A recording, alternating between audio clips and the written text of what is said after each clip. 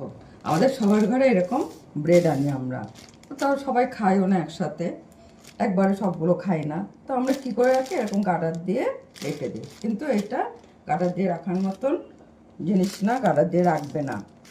তার হাতের সামনে আবার সবসময় গার্ডারও থাকে না। তো আমরা ঠিকভাবে কীভাবে রাখবো, এদিকে কোনো পোকামাকড়ও যেন না ঢোকে, হাওয়া বাতাস না ঢোকে, তার জন্য আমরা এই ব্রেডটাকে কী করে রাখবো। দেখো ব্রেডটাকে এর করে ধরে নেবে, ধরে নিয়ে মোড়াবে পুরোটা যেন এখানে প্যাক হয়ে যায়।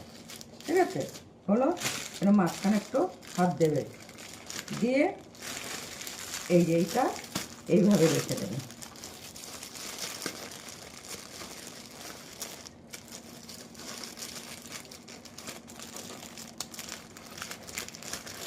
এইভাবে রেখে দেবে, কোনো হাওয়া বাতাস ঢুকবে না।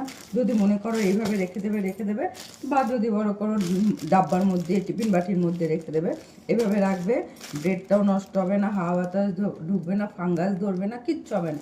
সুন্দর ব্রেডটা নরমই থাকবে, কিচ্ছু হবে না। তোমরা ফ্রিজে রাখো, এখন শীতকাল ফ্রিজে রাখা দরকারও নেই, এমনি রেখে দিতে পারো, বা গরমকালে ফ্রিজে রেখে দেবে।